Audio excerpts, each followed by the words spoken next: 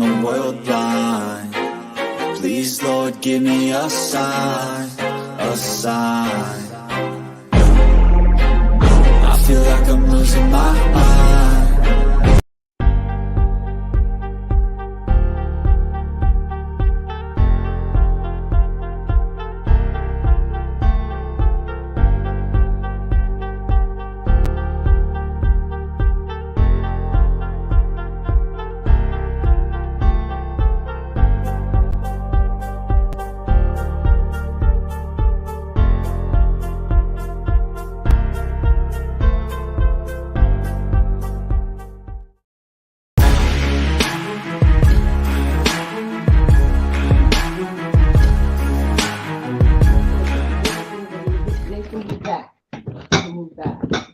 What is going on, everybody? What's going on, Earl? You can move back. Well, good evening.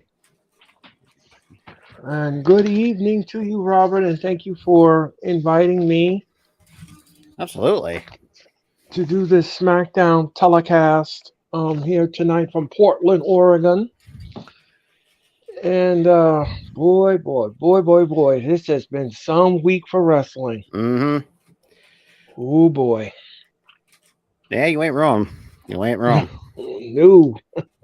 Some very shocking things are going on here. It's been let's be real. It's been a hectic week, shall we say, for lack of a better term. Yeah, exactly. I mean, oh, and speaking of which, I know no one's really kind of picked up on this. Sky Blue is actually now an official AEW under contract.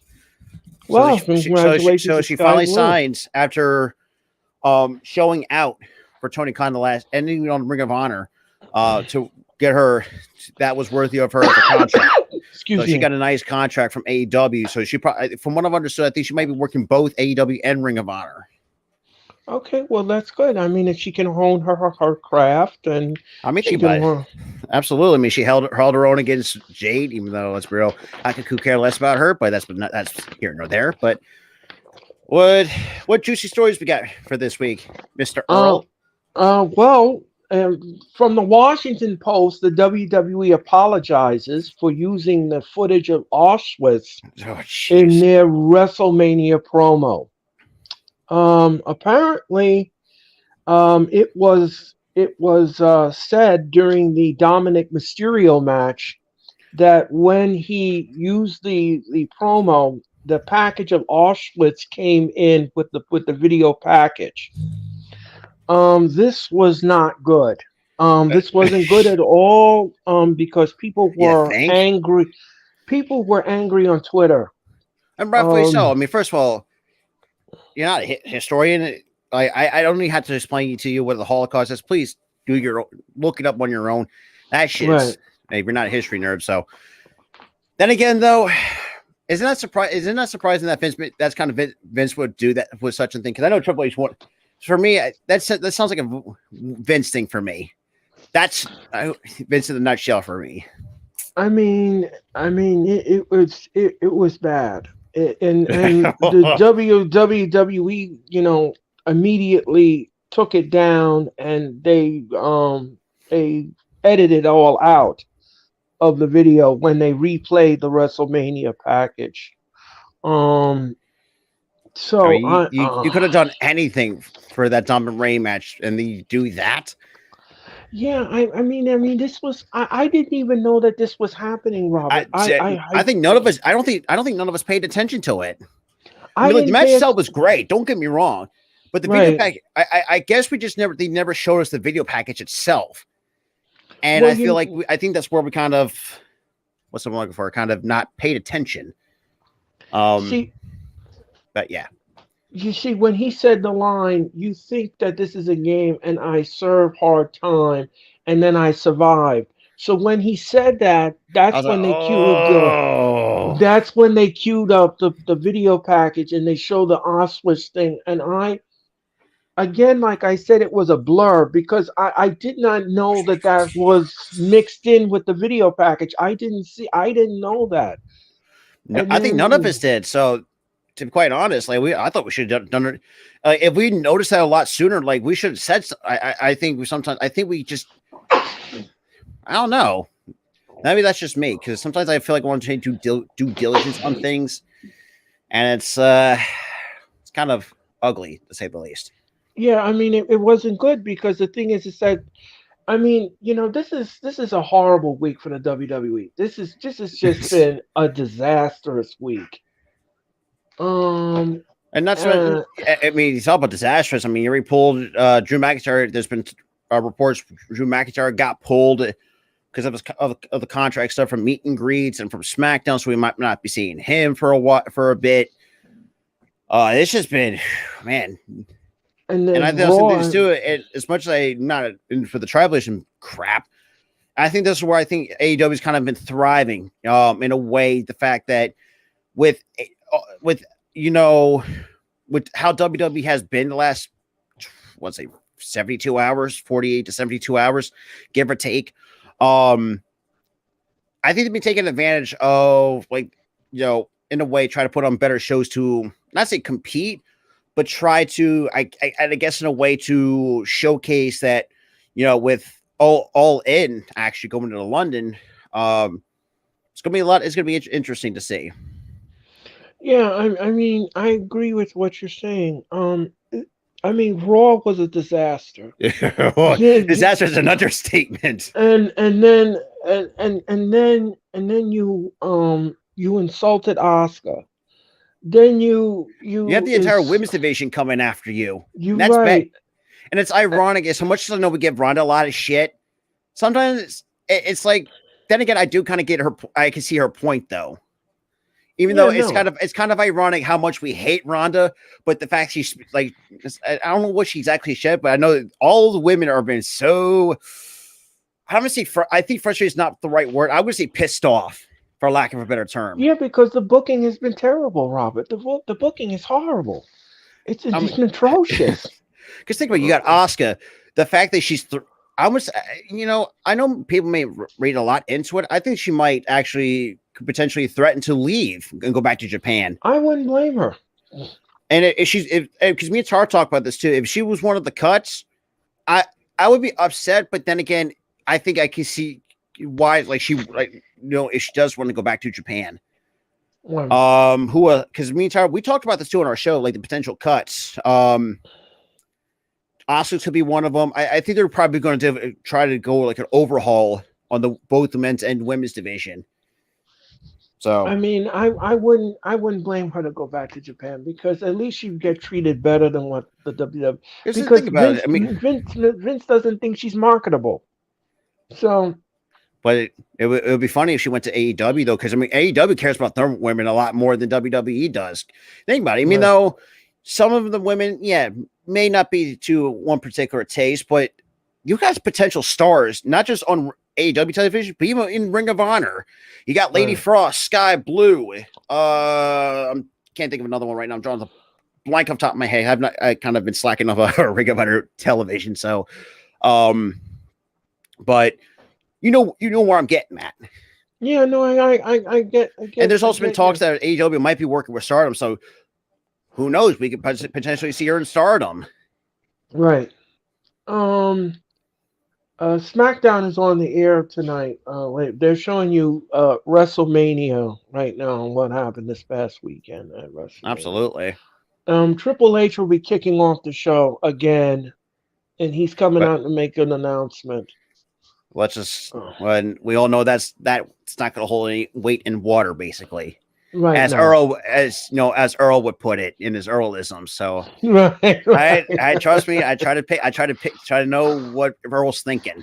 Right. So I didn't want to say weight in gold because that wouldn't make any sense. But like I said, I mean, if you had to go with Earlism, say they can't hold their weight in water, or what's another one I try to think.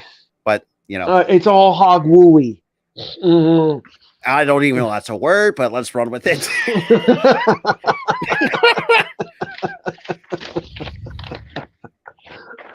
I'm also during the commercial, ladies and gentlemen, I'm going to also read you excerpts of the letter that Vince McMahon sent Bring out your notes to the staff.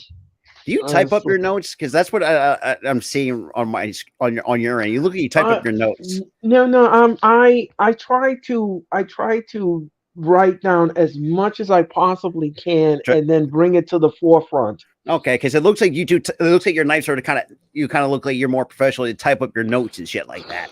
Yeah, well, I try to be. I take it from me. I got bad fucking handwriting, so that's why I use my tab. That's why I use that's why I use a tablet a lot of times to keep my notes on. Right, exactly. So, but also into another in AEW news that AEW actually has 25. Like their sign-ups have been over 25,000 plus because they have a very hot market in the United Kingdom. Right. Then again, I'm not really surprised that then again, that is the passion of wrestling fan base that's over in Europe. All right.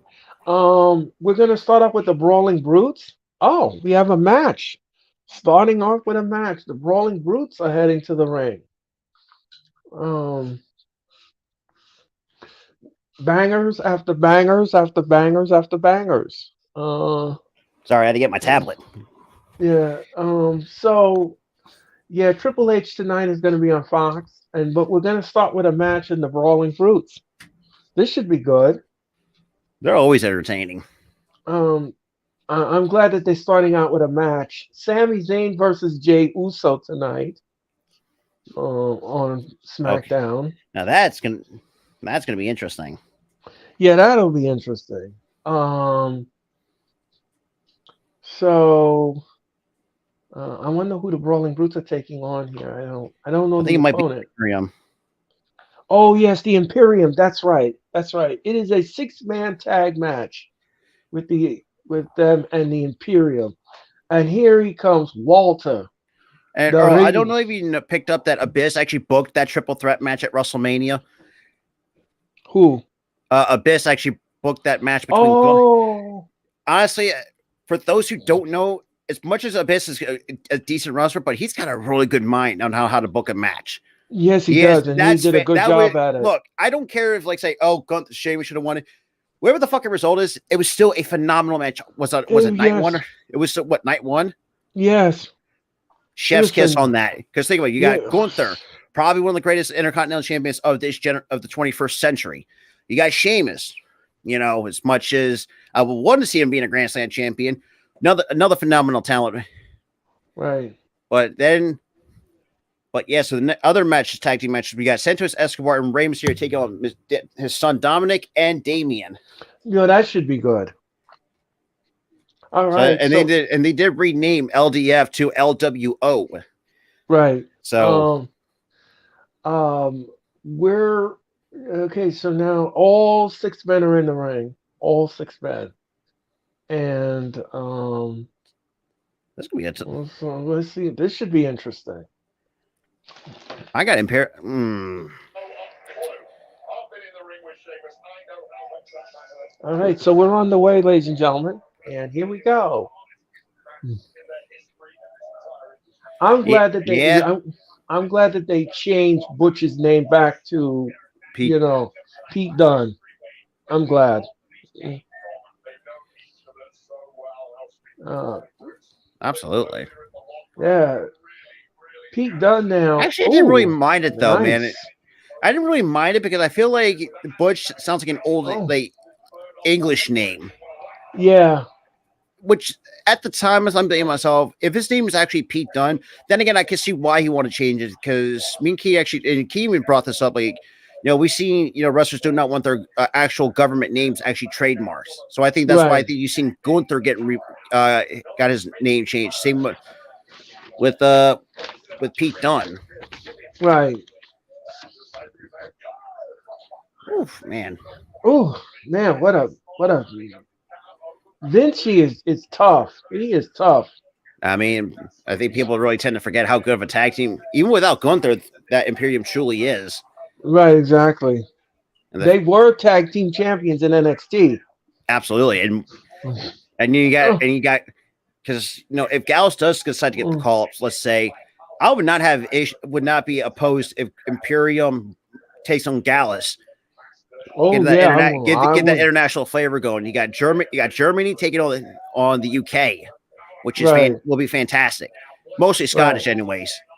Because it's funny because I actually call them Irish. It's like, oh, that's because look, now hearing the accent, it's like, oh, okay, they're Scottish.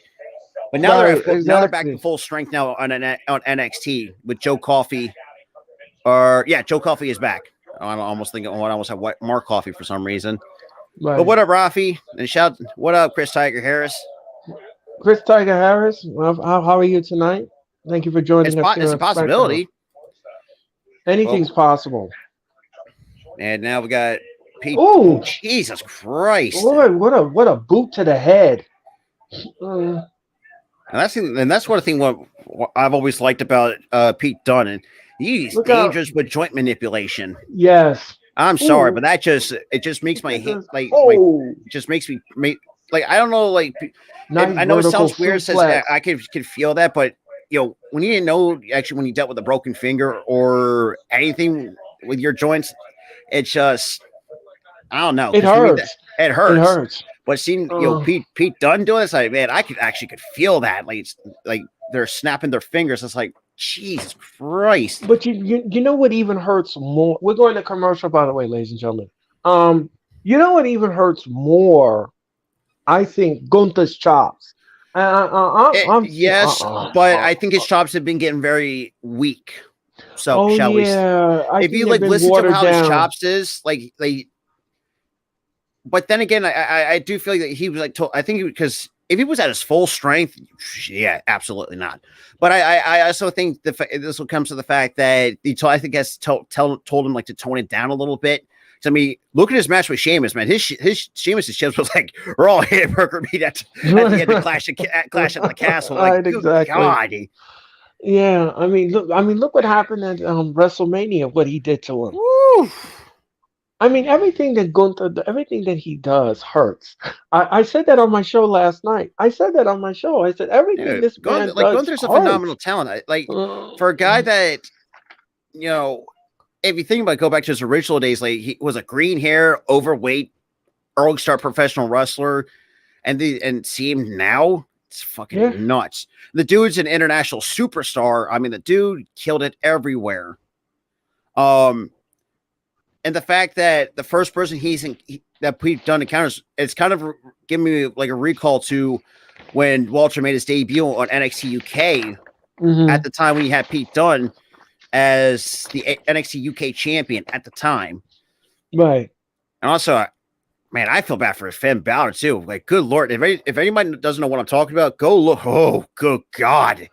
I was talking about that last night on my show as well. I was talking about the gnarly. I mean, his coconut was split, and the fact he still finished that with that type of gash. I mean, yeah. Well, they used the medical super glue that they had underneath the ring. That comes in handy. Yes. But he said it was burning his scalp. Oh my God. Because it's mixing with the hair. It's not supposed to be mixing with the hair. So it burns. I can't say, but now this I would not be opposed to. If you have Sheamus and Gunther in a 2 out of 3 falls match, shit, I would not be. I wouldn't take my money on that. Because if I'm not mistaken, Gunther's actually getting close to the main event scene at this point with the way how his run has been. And he's making the Intercontinental Championship relevant. Because I remember some of the years like that thing was like hot potatoed in a way. I think people already tend to forget it. I mean, thinking too, without Pat Patterson, that title would not be as what it is now. Yeah, I mean, the Honky Tonk Man had it, and he's trying to break the Honky Tonk Man's record. And honestly, I would not be opposed to that. As the Honky Tonk Man is one of the greatest IC champs of all time, I think Gunther has to be right up there. I mean, the dude has done phenomenal work bringing that, and to be quite honest, adding more prestige to the belt, even though, let's be real, the design is less than ideal for my liking. But, I give Gunther a lot of credit for hell. I mean, but then again, though, if he's say not ready, sure, let him keep running with the belt and let him add more value to the damn thing. Right. Exactly. And then whoever else is next, that could take it off him. The question is, who's it going to be outside of if it's going to be Sheamus, though, sure. But if you do have Sheamus winning it, how long do you like? And this is a question to you. If you were the booker, how long would you have that if Sheamus as the IC champ? How long would you have him have that belt before you drop it? For me, I would say between like 8-9 months, almost up to a year. I would agree with that. Because I feel like it makes more sense because, I mean, Sheamus has been there for, 15 years? Oh, God. Right. That's fucking crazy. Oh. Holy Christ. God. What he came up with, 09? 08, 09, in like the early days of the PG era? It's like, good Lord. And then minus that, God damn. God, Jesus, 15 years, man. That's fucking crazy. Yeah. But now, shit, like how time flies in the last 15 years. Yeah. Nice closing by Rich Holland. Yeah, Rich Holland now is in the ring now with and he's trying to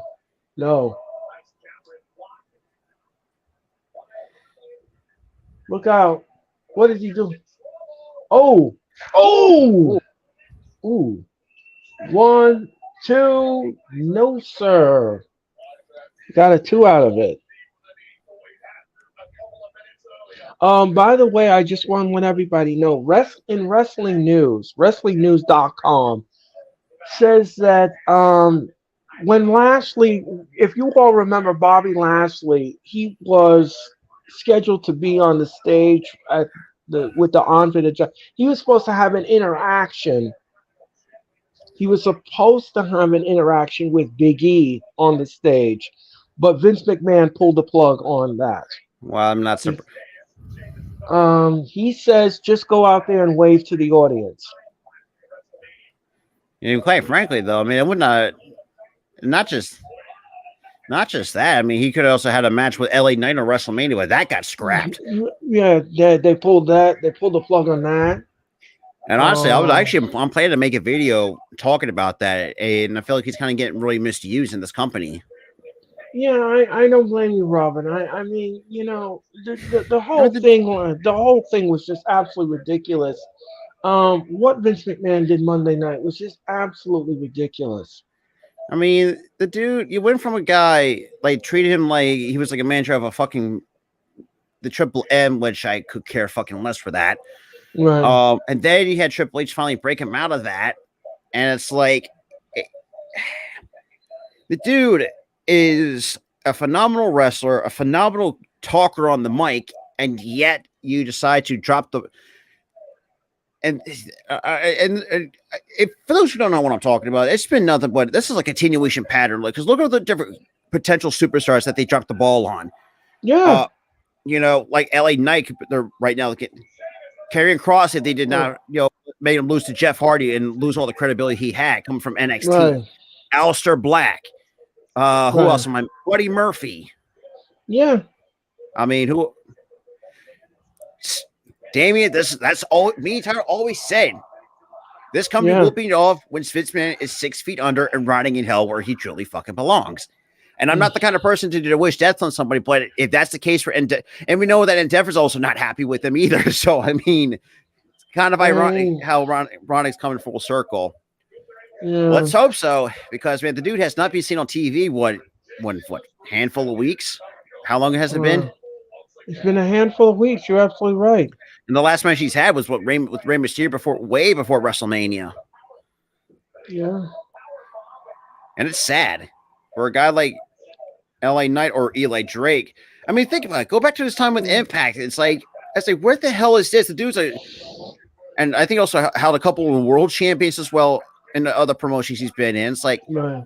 And you're telling me a guy like LA Knight can't be a moneymaker for you? I'm sorry, but like me and Tyler always said this too. This is what happens when, and we said, if it's like 15, 20, like it was like 5-10 years ago, yeah, WWE will be the end all be all and, to move up to the big time. But that's not the case anymore. You see, like promotions like New Japan, Impact, AEW, GCW, PWG. I mean, the list can go on and on and on. Right, exactly. You can go elsewhere. Exactly. And I think the reason why, because I mean, and you can see why a lot of superstars do not like the scheduling. Because, like, first of all, you're on the road like 300 some odd days out of the goddamn year with a couple days, 8 days off in between. But you have to do house shows, you got to do tapings. You know, I mean, that's. And think about it. I mean, this business is tough. I mean, like, first of all, like, if you get really worn out, I mean, you need you need time to recover. But you can't, Robert. And by the way, the Brawling Brutes won the match on a bro kick. Honestly, I have no issues with that. Actually, very good match. Yes, sir, Chris. I just dropped a short on that on the channel, or my channel actually, because I got to still upload it to the All Star Sports.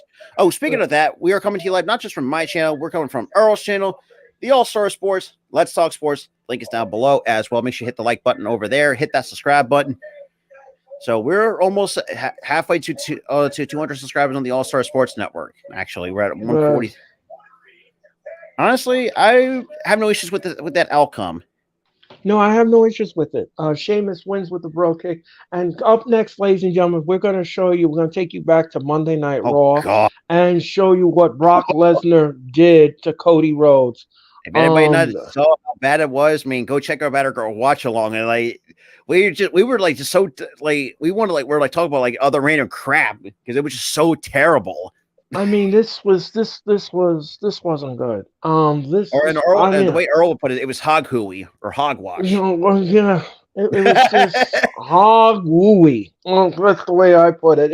It was in other words, ladies and gentlemen, in layman's terms, it was just trash. It was bullshit. There you go. But so far, not a bad, good way. Not a bad way to kick off SmackDown. No, and what up, Alex? I think that I think what the wrestling news was saying is coming to fruition. Vince McMahon did arrive in Portland yesterday afternoon, but he says that he's not interfering in this show. Even though knowing Vince McMahon, the dude's a fucking liar. Right. We will see. Exactly. We will see. The dude's so far, it's off to a good start. So far. We'll see. And it's crazy too, though. I mean, especially with how Kevin Owens, they finally gave Kevin Owens an opportunity to be a Grand Slam champion. I'm thinking to myself, at some point, can we get Sheamus to finally get that huge milestone? The dude's been there since 2009, 2008 and 09. Right. You know, and you know, yes, there's some. Well, let's just say hilarious moments. I would say with him, Santino, and Vladimir Kozlov. I think people tend to forget about that. But what I've been hearing, Vladimir Kozlov looks like in fantastic shape. Yeah, this dude has been nothing but in shape. From one understanding, my understanding, the dude's been. I think he's still actually been killing some other promotions too, and he's actually been wrestling a lot better than people are giving him credit for. Yeah, but the WWE owes Sheamus a receipt. Oh, yeah. They owe him a huge receipt. So let's see. We had Rhea that needed a receipt. That's been delivered at WrestleMania. That was delivered. Sheamus is owed a receipt. I'm trying to think who else who's owed a receipt. Asuka needs a receipt. Yes, Asuka needs a receipt. That's pretty much about it. Yeah. There are a couple of people your mainstays need a receipt. Or actually, no. Rhea's. Rhea just. Let's hope so, because originally there was reports that the Pretty Deadly because for those who didn't know, Pretty Deadly was supposed to be one of the callers from NXT. Because in that Seth Rollins thing, that's the idea where they should have got the call up and kind of, I would say, encountered Seth Rollins in a way. But there was a clip going around on social media during the commercial break that Seth Rollins was fucking frustrated. Like, he just threw a hands up, was like, "What the fuck?" Like, pretty much like WTF moment. I'm glad you brought that up, Robert, because in the video, what happened was Vince McMahon and the floor producer came down to the ring while the show was on commercial, and they told Seth Rollins, "I canceled your segment. Just wave to the crowd and come back to the back." Oh boy, that's like, what the fuck? Yeah, you had first of all, you should have scrapped that segment to begin with. Like, there was no reason to have him out there. If I'm going to be completely honest, again, humiliation. Yeah, typical Mm, Vince. Never ceases to him to piss people off. But then again, yeah, it's whatever. right. Ugh. And And obviously, you get some little highlights from last Sunday yeah, on WrestleMania Night 2, which. we're And it's funny, and I know people say, "Oh, you know," and me and Ty were talking about this, and this kind of rubbed me the wrong way especially with Bully Ray and the comments he made. It's like, first of all, what struggle has this man gone through? He went to his lowest point as Stardust. Like, you couldn't tell me that was a struggle enough. Been put on the shelf for 9 months with a torn pectoral, with a torn pec. Like, right. and you can't. It's like sometimes, Bully Ray, I love you, man, as from part of the Dudley Boys, but I think you have lost it after 20 years. I'm sorry. Yeah. Like, the dude has not been. Well, I think he's another guy I would say has been out of touch in the last 20, 25 years, give or take. This is early days, and I mean, Cody Rhodes. Let me just say something here, Robin. I don't mean to cut you off, but I was already finished on my thought, anyways. Okay. I I I think that everybody should know that what happened with Cody Rhodes is there were three elements that brought him down here. His time away from the ring, being injured. His promo work was off. And the fact is that Vince McMahon doesn't like Cody Rhodes. So you have three factors. Or it could be taken in consideration that maybe Triple H could have an issue. I think also could have a bit of an issue with Cody Rhodes, because remember when AEW first got on TV, what was the first Cody Rhodes that smashed a throat? Oh yeah, well with a sledgehammer. I'm glad that you brought that up. Why do you think that? Do you think that's a coincidence? I think it is. Well, because Jeffrey asked me last night. He said, Earl, he says, what do you think about what happened Sunday? I said, well, I think Vince and Triple H had a hand in that. I think that they had a hand in it. They knew that they were not. Yeah, I think they both had a hand in it. I think that they both wrote the ending together, and they wanted all the shenanigans going on in the match, and they wanted to make sure that Cody didn't get the belt that night. And then Vince obviously wrote Monday night segment with Lesnar. Well, yeah, I mean, the entire show was Vince in its entirety. Yeah, if it was a Triple H, this show could have been a lot different. Yeah, I mean, he turned Brock Lesnar heel. He wanted to embarrass Cody Rhodes again. He just doesn't like Cody Rhodes. He just doesn't like him. As most of us here in the IWC, was pretty much like a symbolic double middle finger to Cody Rhodes, basically a big giant fuck you, basically. Right. And I really hate, and I know I'm the kind of person that I remember you used to drop the input, but since try to be as PG as possible, but knowing that in certain situations, like I will drop an F-bomb here and there, and when it's bullshit. I mean, right. And that's the thing. And like I said, that torn. I'm thinking of who else that I know. Can't think of another one that's been out with the torn. Oh, Andrade. I don't know if you know. If you don't know if you read his comments, but he did say, he's coming. He's feeling 100%. Like he's getting closer a return, knowing that his contract is up. But from my understanding, it seems like he's actually happy. Like he's more happy and what's another one I'm looking for here? Like he's that's stressed. I think that's what sometimes what I think people tend to say. WWE puts a lot of stress on you because you're on, like I said, you're constantly on the roads. Like no matter one event's done, you have to get out of the building and travel to a next town with no second thought. Right, exactly. Now everybody's blaming Paul Heyman for sicking Brock Lesnar on Cody Rhodes. I don't know about that's a far fetch. That's pushing it. But I will say this too: the one word credit I will give Paul Heyman to is saving the career of Brock Lesnar.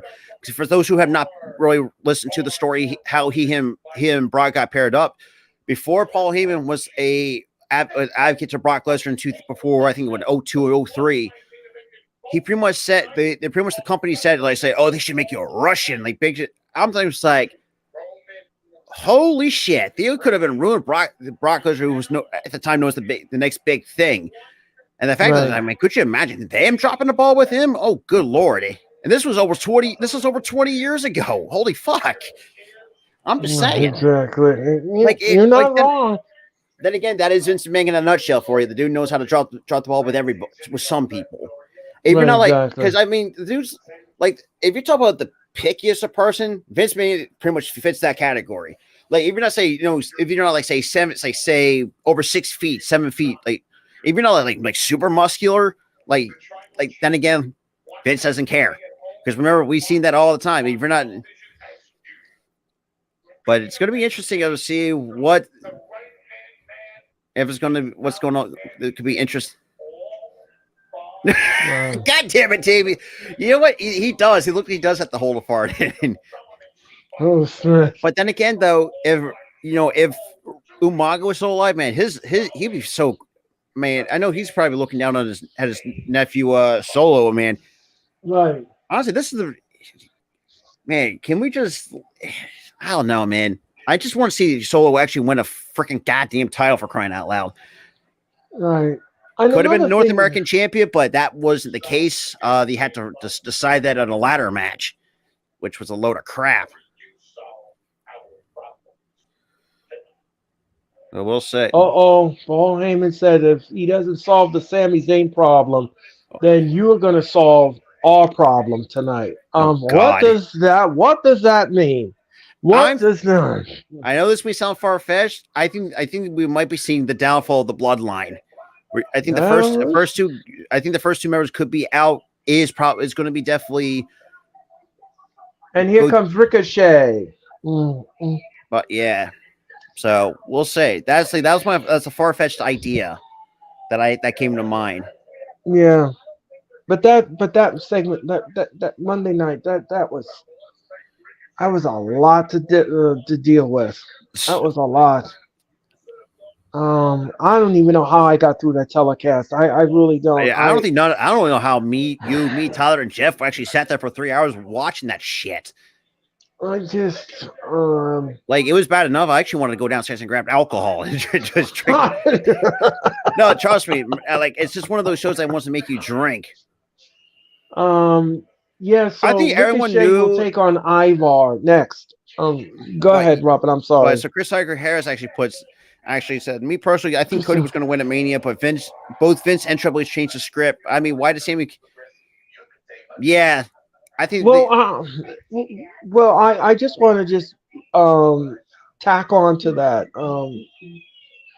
The finish of the match, ladies and gentlemen, was written 3 different times. Yeah, and there was indecisiveness before. Right.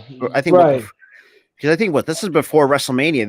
They already had a finished plan, but it's like there's been chopped and changed, like Errol said, the last 3 or 4 times. There's been a lot of it. It was Vince. It was him. And it's funny because it's like no matter, and like I said, going back to like think he hates Cody Rhodes. Well, this is why I think a lot of people don't give the Rhodes family a lot of respect because they know they're going to be a successful wrestling family outside the NOI family. Right. I think Vince did not knew that if the Rhodes family got a lot popular, just like how like The Rock, Roman, the Usos, the NOI family members of the past, like Yokozuna, right. Umaga, who else am I missing? The Wild Samoans. Right. You knew that was going to prove an issue with Vince McMahon. That's going to be like a thorn in the side. Why do you think Goldust at one point was successful before he had a bit of a down spiral before going to WCW as 7. Les Brio fucking hated that gimmick. And trust me, for someone who's lived through the dying days of WCW, was absolutely garbage. Right. And remember, God, as Dustin Rhodes as Black Rain. Oh God, that was. Oh God, I felt bad for Dustin. I know he was at a dark point of his career. It's like, good God. But like I said, the only right now the 2 biggest wrestling families right now is definitely the NOI family and the Rhodes family. Then again, there's probably another one I'm missing that I can't think of at the moment. Yeah, well, I'm gonna say this to you. I'm gonna say this: as long as Vince McMahon is in charge of booking and creative, Cody's not tasting that title anytime soon. He's not tasting because it. most diehard WWE marks are going to know Cody's. It's just a mid Carter. Well, I mean, the fact that you had this dude try to be a ripoff of his brother in a way, actually got you really when he pissed him off, and there was a couple times where I watched interviews with him before this is before he left. He was not happy, and the fact that I could sense and I kind of got the feeling I felt bad for him. But I could see it could sense the frustration and the direction and the fact he tried to make it work. And he just I can understand why he left. And you see why where he had a stint with the Ring of Honor, New Japan, Impact, became that megastar, became the American Nightmare. Right. And I also feel like that I don't know. I know I'm kind of reading deep into this. I know this may sound like a far-fetched thing, but I do feel like I think Triple H, I think he wanted the right at the wrong in a way. But like you said, I mean, with Vince there, don't be surprised. Honestly, if he's one of the first men to get their cuts, I think he'd do better elsewhere. If I'm going to be completely honest, and that's no disrespect to Cody Rhodes, but that's proven Earl's point. If Vince is there, nobody. If you're not part of that's named Roman Reigns, Jey Uso, or like a brand, like a household name that's been there for years. Right. You ain't saying jack shit. Or I mean, think of why do you think it took 3 years for finally to get the receipt for Rhea after all this fucking time? Right, exactly. Well, I said this on my show. Charlotte had no business winning that NXT title. She had no business. No, absolutely not. Because she already held it once before. When she was in NXT at one point. She was already established. What kind of a whack booking decision was that? And again, anything that's with Charlotte Flair, that should give you one person in mind. That's Vince McMahon. Yeah, I know. Just think about it, because you probably. I know this may sound strange, but I have a feeling that him and Ric Flair, I know, are still fucking close, and I think that's why. Because I know, and there's some little bit politicking there, and I think why there's a shit. That make the fact that you can see she was frustrated at times, you can see that little bit of frustration. She got snubbed her from her first WrestleMania and not main evented. You could sense that frustration. It's like, well, good, because let's be real, there's better talent that can main event at WrestleMania. Right. And if I'm not mistaken, too, both nights were actually main evented by the Bloodline. If I'm not mistaken. Yeah, it was. And did I not say? I think I said this too before WrestleMania. I think one-on-one one watch last night. Just I watched it. If you're going to do this the right way, have the Bloodline main event both nights. And did I not say that, or did someone else say that? I think I might have said that. I think you might have said that. But it made more sense though, because I mean, that's the hottest thing right now. You got to write that hot hand going into WrestleMania, exactly, and it makes more sense. We finally got the receipt delivered to Rhea, knowing that Flair's going to take a break and travel the world and stuff like that with her husband, with Andrade, and potentially be a bodybuilder. I mean. And Andrade says that he's ready to come back to work. He's still he's still with AEW. He wants to come back. It's just a matter of Tony Khan having something for him, and that's the thing, because he had a torn pectoral muscle. He got that surgery. And I don't remember the last thing I think he was in. So. Ooh. Wow. But yeah. And that's another guy that I think that's going to get going back to being irrelevant when Vince McMahon in charge, and that's Ricochet. Yeah, unfortunately, yes. And he's taking on Ivar tonight, ladies and gentlemen. Yeah, because it's like the dude was just phenomenal elsewhere before he went to WWE, and like I said, the fact that the allure of the company for some but then again, this was at the time before AEW was a thing. So kind of made sense in a way, but now business has changed the last 10, 15 years. Now you've seen a bunch of different indie promotions. I mean, look at Ring of Honor. Let's be real. Better, even though not a fan of the 10 match format, but they know how to really good. And Tony Khan has done a really good job with over in Ring of Honor. I mean, both the ladies and the men's and the ladies have done phenomenally well. I mean, the Super Card Ring of Honor was a successful Dude, that was fantastic. That was great. My best match tonight was Commander and Vin Kingo going after the AAA Mega Championship. Mm-hmm. If I'm Tony Khan, I'm going to find a way to get these guys on either Ring of Honor television or AEW Dynamite, because holy crap. You cannot tell me otherwise. These guys can be main eventers in All Elite Wrestling or Ring of Honor. Right. Or hell, if you can have an opportunity to work or try to get a working relationship with AAA. Right, exactly. Because, I mean, you have the Young Bucks have experience with AAA. You got the Lucha Bros, the new Ring of Honor Tag Team Champions. And me and Tara should talk about this, too. Like, what are the new Tag Team championships going to look like? Since now you already pretty much going to retire the old design for the Briscoes. Because me and Tara thought, they could probably do something a little bit different, but still have the old school logo with a different design. Right. Because, I mean, not going to lie, I mean, I just... The old school designs that they have for the Pure Championship and the World, it's just like, it's still the fucking same. Like, change it up, for crying out loud. Like, you're still using the same belt designs since 09. Right.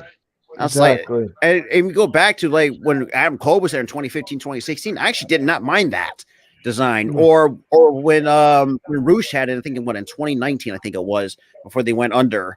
I didn't mind that design either. I can't. It all depends on what they want visually, because the thing is that when you design a championship belt, it has to look good visually. It has to look be appealing. It has to look appealing. And another thing too is with championship belts that I have a gripe with. Especially with WWE, get rid of those Velcro strap things in the back. I mean, I was about to say, go back to what you had in the last 10, 15, 20 years. Yeah, I mean, use the studs to close the belt. You don't need the Velcro. It looks like a toy.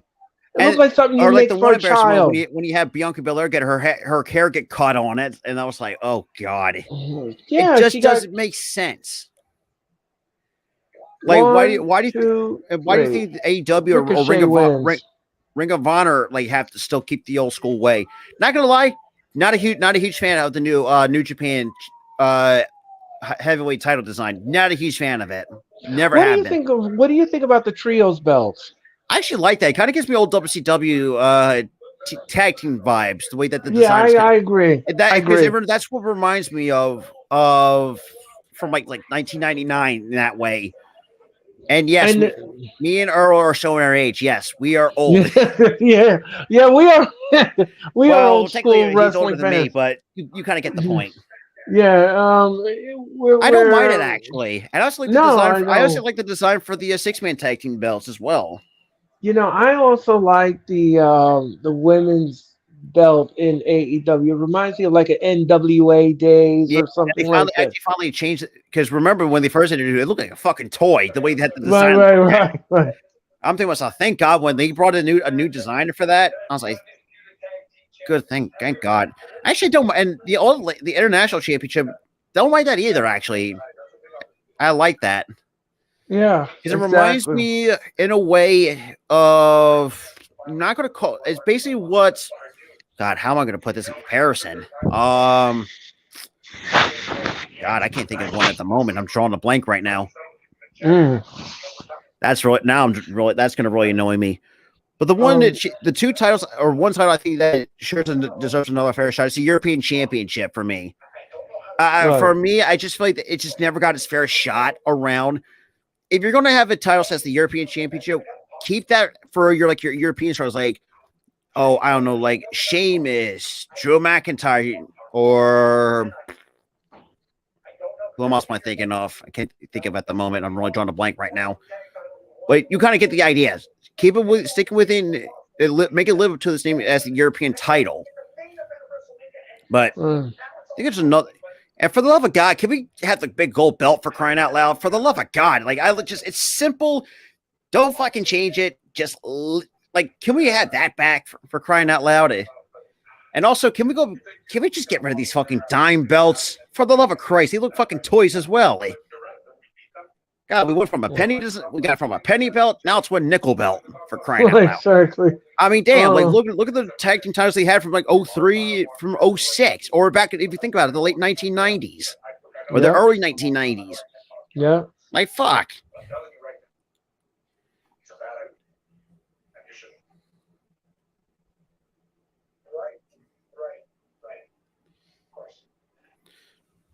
And the tag team champs are having a promo backstage. Okay. And here comes Raquel Rodriguez. And let me just say something about Raquel Rodriguez. She has to change the way she wrestles. And here's what I mean. I don't know if you remember the spot when they were in that fatal 4-way women's match. She picked up Liv Morgan and she just tosses her over the top rope onto the opponent. I think she should change that, because if she would have been off by a centimeter, she would have really hurt Liv Morgan. Liv Morgan could have broken her neck. She could have gotten severely injured.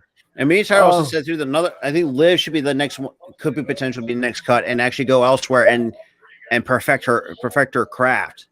Right. There's some things that I think that she's still like. It's fact that she's been there a good amount of time, but the fact that they kept her in NXT for less than 2 years is a load of crap. Right. And that's where my issue lies with WWE, because they want to rush call-ups way too quickly, and a lot of times we've seen that really fail. We've seen that fail. Carrying Cross, oh good lord, that's a perfect infamous example. Right. And who was another? Lars Sullivan before that. Let's be real, that out of the ring issues came to light with him. And, right. Who else did they screw up coming from NXT? I want to say Gargano. I think Gargano has kind of done decently on the main roster, but really not done much. But he's becoming irrelevant, because the thing is, the crowd is not cheering with him. The crowd is not. And I can see him and his wife being cuts as well. Yeah, well, because think about it. Happened. Shit, you ain't wrong. Because look, Gargano's still talented enough to wrestle anywhere. Damien, I think you know what, Damien. I can understand, can feel you on that one. I think this combination of Liv and Raquel, for me, I don't know. It's a weird combination. I just don't feel it. Just doesn't get over with me. And they should have won that fatal 4-way match, not Ronda Rousey. And let's be real. Yeah, that match was a stinker. That match was a total stinker. And it's bad enough that the men's actually had a better match in terms of the fatal 4-way tag match than the women's. Right, they did. Because you actually had credible tag teams actually wrestling on the biggest show of the year. Right. Because think about it. Because the women's, first of all, these ladies got just thrown in a tag team together with no chemistry whatsoever. That's what kind of game. Both fatal 4-ways had no build to it. It had no storyline, no thought absolutely process, not. But nothing. For some reason, the men's was phenomenal for what it was. Yeah. That's crazy enough to say. That was shocking. I don't want to say it's shocking. I think the right word is surprising in a way. Okay, surprising. Okay. I think it's more surprising. But then again, though, it is shocking at the same time, too. Oh, God. No, because the reason why I say shocking is because of the way it performed and the way it was produced and the way it went. And, because usually when you have a match that have no build to it or has no thought process to it, it usually is going to become a horror show. Because you don't have no attention to detail in the storyline. No, you don't. You really don't. The thing is that a good storyline always has attention to detail. And if you don't have that in the storyline, it's gonna fall like a pancake. It's gonna be flat. Yeah. There is not going to be anything that can save it. No, not at all. Not at all. I mean, so you have to know which road you need to travel on when you make these storylines. Like you said, Robert, and you said it brilliantly. Um, I was surprised. I was I surprised was how surprised. I think them. everyone was surprised when we did night one. It's just like, Yeah, why is this like this? Like in terms of the tag teams, it's like, why is this like it was enjoyable actually. If you right, get these guys like these four tags go like 15, 20 minutes, sure, I'm sold on that as a whole. Because I mean, you got a team. I mean, you got the only one team I don't think that's in a way credible is Braun and Ricochet. That's my only nitpick, shall we say? right. But And Shotzi got her tank back. Yay! she's another one I could see that could potentially get cut. Right. I really hate to say it, I'm a huge Shotzi fan. Right. I And was disappointed when she didn't came out with it at WrestleMania. I said, "What happened to your tank?" Oh, I I mean, forgot. Daddy took it away. mm-hmm. And oh God, Natalia. As much as I could care less, the fact that she's still doesn't, she doesn't, she's well. I'm not saying she's appealing on that. That's I know I was gonna phrase it the wrong, not try to phrase it the wrong way, but in terms of the in ring style, it's not appealing because we've seen that time and time again. Who's coming from the Hart family? We've seen it from Bret Hart for most of the time. Like she's Right. still living off of what that her uncle, I think it is.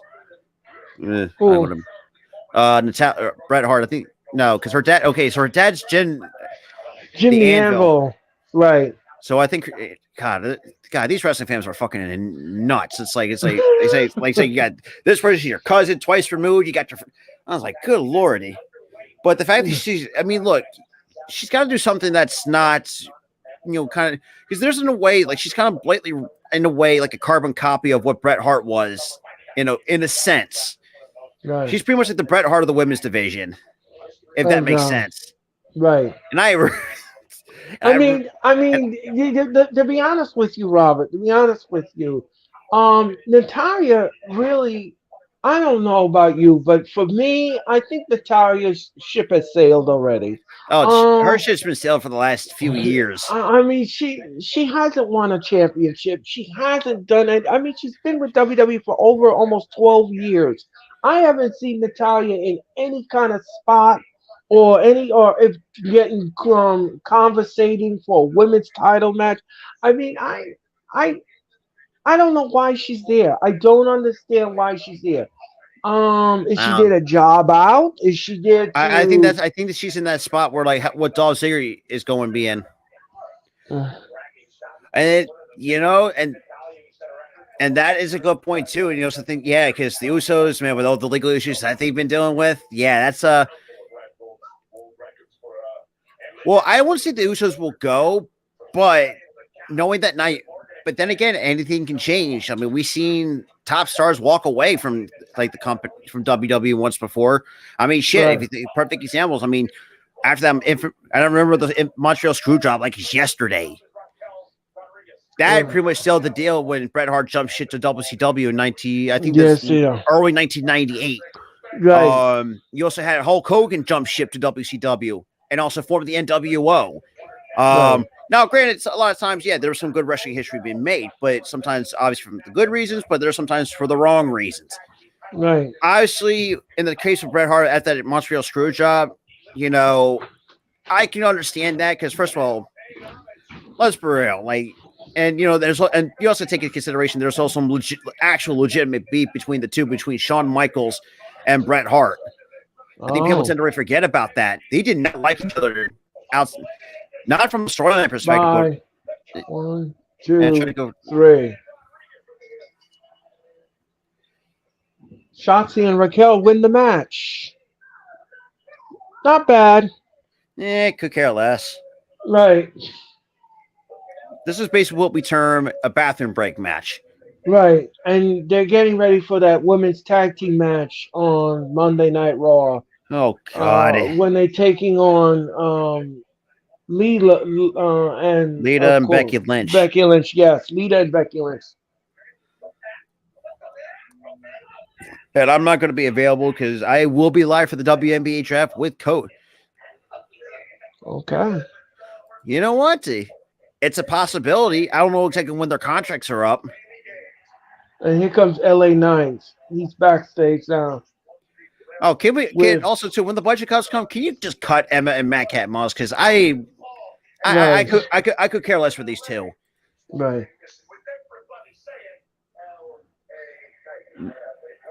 God, can it? Mm. Okay, so LA Nine is probably challenging Xavier Woods. Oh God, can we? Can you just have Xavier Woods put over LA Knight? Because last time when these two faced, the fact you had Xavier Woods put or LA Knight put over Xavier Woods is a load of fucking bullshit. Right. Like first of all, that should never have happened. Oh, you talking about that Bray Wyatt match? No. Oh no. This is no, not the Pitch Black, but they had a match together. I think on one SmackDown, LA Oh. Knight actually lost to Xavier Woods on a quick roll up, on a fruit Oh roll up, as you would say. yes. I remember that. And here comes Triple H. He's coming to the ring. Oh God, fingers And crossed. he has a big announcement. Oh. Well, let's just see. I'm gonna mute the TV because I think it's the same speech he's gonna give from that was on Monday night. I have a feeling it ain't no announcement. It's just him talking, and we're Absolutely. we're not going anywhere. We're not going anywhere. We're then. We're now. We're First of all, forever. they've been dragging that moniker, that now forever bullshit, the last 5, 10, over almost a decade at this point. It's time to change it up, for Christ's sakes. That's just me. Like they've been milking that for so long. It's like, okay, like could we care less? I mean, you keep saying that they're then, now, forever, all that bullshit. Think about it too. You also well, then again, I won't say ruined, but you dropped the ball on so many stars over the years. I mean, plus, And then you don't even create new stars. So you I don't. mean, and I mean, you shit. I mean, and also too, like the writing is god awful in certain right. spots. I mean, shit. Like it's bad enough you had the Dark Side of the Ring, and had your former star, or not say stars, but your former independent contractors. I mean, that's a stupid fucking way of saying employees, but I don't give a Right. fine. They're just still employees regardless. Right. And the fact that they did not like that Owen Hart situation.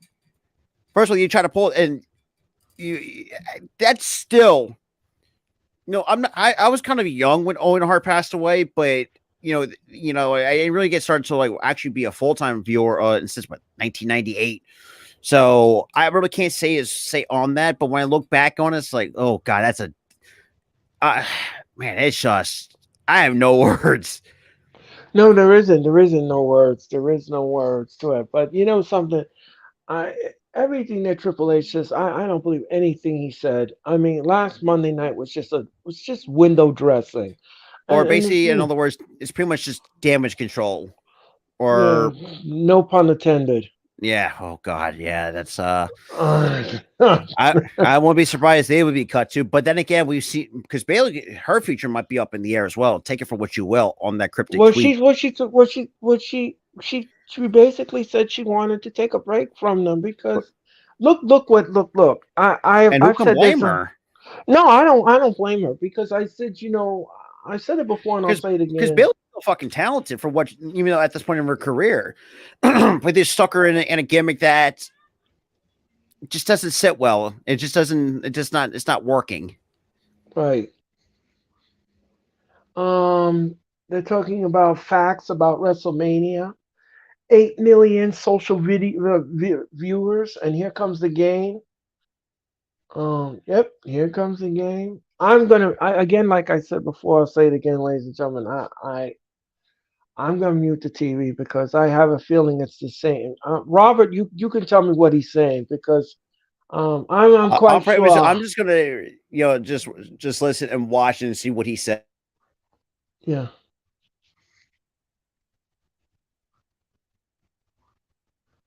Triple H is coming down to the aisle right now, ladies and gentlemen, and Robert is listening to the game, and the game's coming to the ring.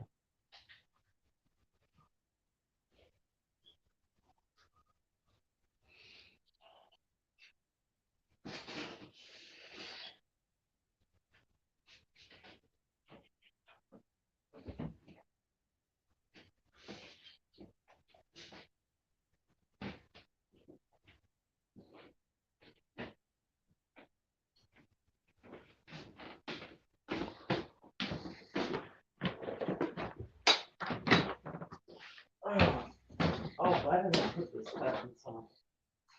Mom, what you watching? Dateline? Yeah. I'm sorry.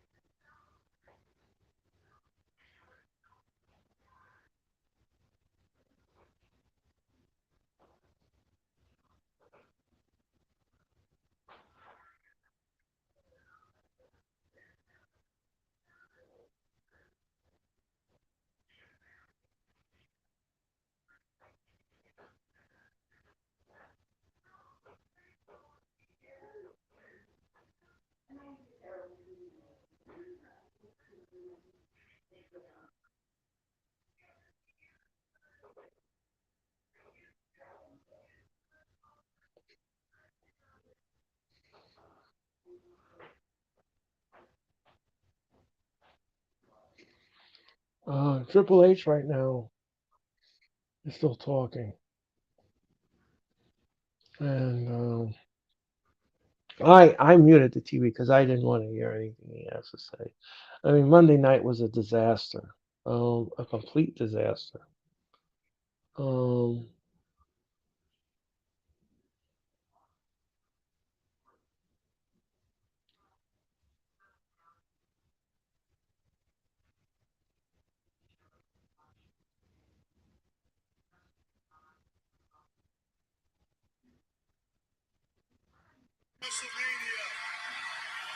So pretty much talk about the upcoming WWE draft. oh, But now here comes. So now we're the, gonna get a bit spotlight shine on Rhea Ripley. Gonna be on sharing the Rhea same ring as Ripley, Triple H. and here comes the Judgment Day.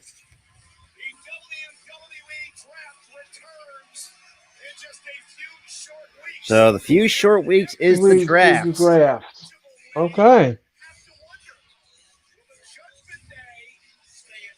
So then Well, again, we could potentially see some could be some debuts at some point in the draft. Because think about it, we seen that in the past with the drafts.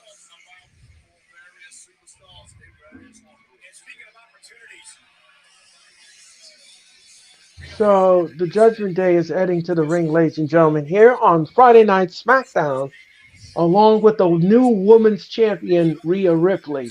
Oh, thank God that belt looks so good on her. But for the love of God, Yes. 3 long years.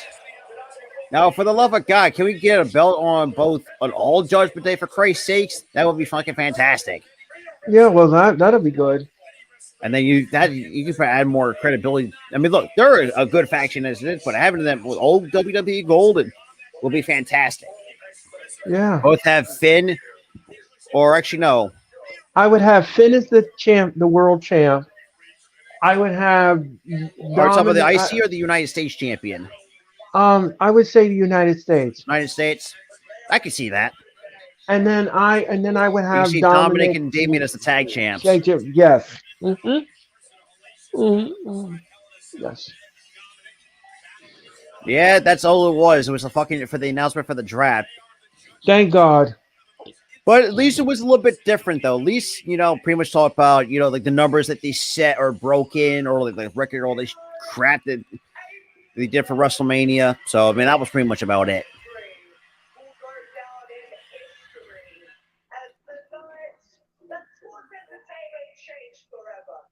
And Rhea Ripley's cutting a promo right now. She's talking about history was made on April the 1st, 2023.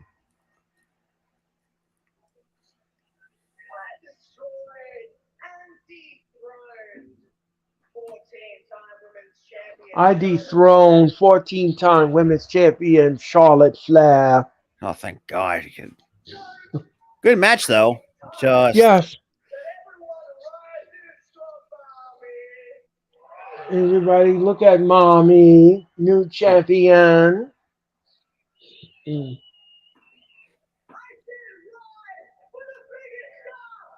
Rise for the biggest star in the WWE. Rise, she she says. ain't fucking wrong. She ain't wrong. Oh no. Been 3 years, way too goddamn long to see her at the top of the game. Right. She needed a receipt. And also, I gotta give credit to Edge too for helping rejuvenate her career. Right. But speaking of that, I did actually pull up something for the WWE contract. So right now, except because Mick Foley, well, the only one that's signed a very long-term deal, not going anywhere, is the Undertaker. He signed back in 2019 was a 15-year deal. So that Oh, Finn Balor says he had 15 staples put in his head. I can imagine because I guess someone who's actually had staples, I only had 2 staples. So I've had staples before and they hurt. Trust and believe it's not fun. No, It just makes you. It makes your. And I still have a scar for that. So Sami Zayn, like his deal will actually end. He'll be a free agent at the end of 2024. Seth Rollins, WrestleMania 40. That's his last year of his contract. He'll be a free agent.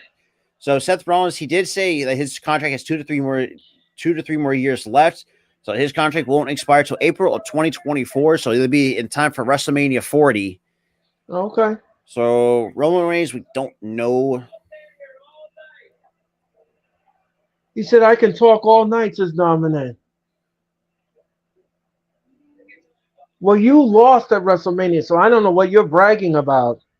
And what evil thoughts is Rhea Ripley whispering in his ear? Who knows? There's always something fishy going on between those two. Right, exactly. You know who sucks? A father.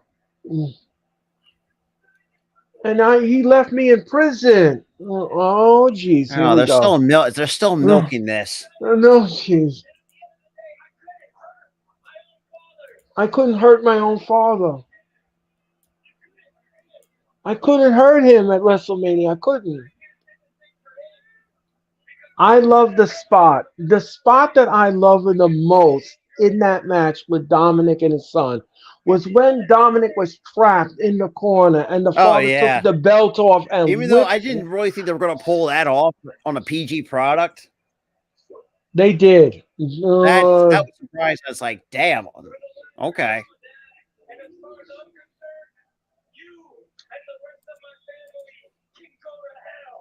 He said, you and the rest of my family can go to hell. Oh. Ooh, this kid this kid needs some tooling up.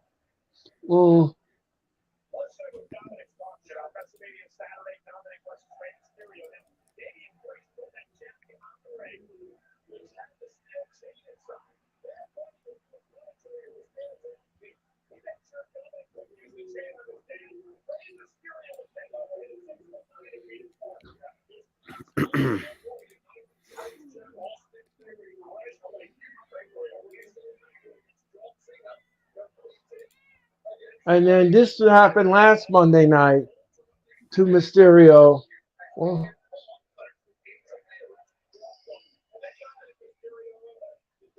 And then up there, he was beating the stew. He was beating the stew out of his father at Monday Night Raw. And then Bad Bunny.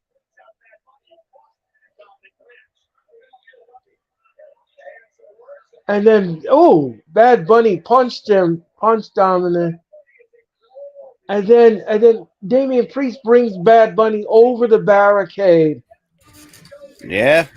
And he sold everything very well, all of the bumps. It's fantastic. And then he punched Dominic again, and then he got clothesline.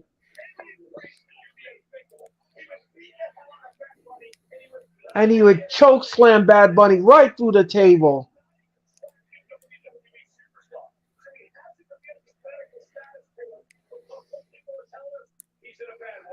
He's in a bad way, Bad Bunny. He's in a bad way. So he has to sell the injuries. He has to sell them. Yes. And like you said, it'd be to the quote unquote local medical facility. Just say Right. A bunch of bullshit.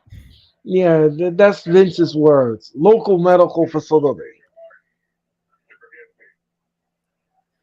Damian Priest is apologizing for what he did to Bad Bunny.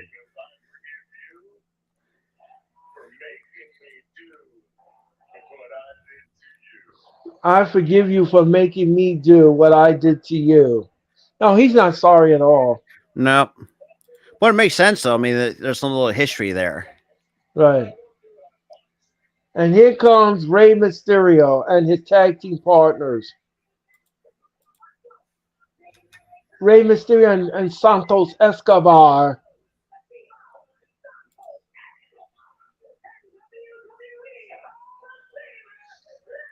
Mysterio. So it's Santos Escobar, Rey Mysterio taking on Dominic Mysterio and Damian Priest next on SmackDown. I gotta say, so far, SmackDown has not been bad. Actually, this has been very enjoyable for what it is. Yes, and it's been very entertaining.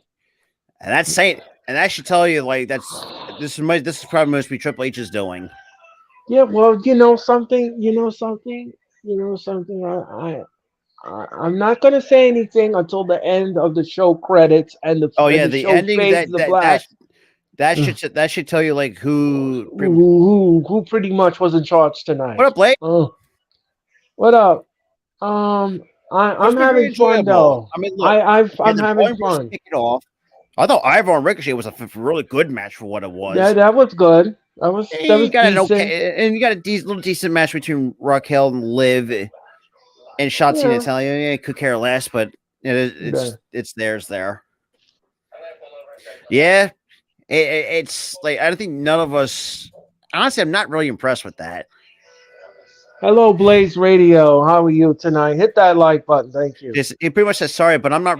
But then again, it's been a few years without a draft. I mean, you got to think it's too. I mean, you got some NXT people ready to need to be brought up to the main roster. It's gonna be it's gonna be interesting how because it pretty much in Triple H's words, pretty much he wants to shake things up. Pretty much telling me this. And then there's been a lot of reports. I think a few years ago saying they're bringing back the drafts. So well, I don't mind that, Robert. I don't mind the draft. I don't, because the thing is that you need innovative matches and you need something fresh. You need fresh faces. Right. You need fresh faces. You need something innovative, and you need to captivate the audience. Because we can't have what happened on Monday. We just can't. Or shit, for that matter, just say you can't stay with the repeated stuff. I mean, look, the Bloodline storyline. I know people they're liking it, but for me, it's really starting to get stale as bread, for lack of a better term. At some point, there's got to be some sort of dissolution of the Bloodline. At some point, knowing that you already had the Usos with their tag team titles, and at some point, I mean, if you want to have to pull a trigger on that, you should have had Roman lose to Cody Rhodes at WrestleMania. But then again, that night too was both Vince and Triple H. Yeah, well, night number one, we all know that they collaborated together on night number one.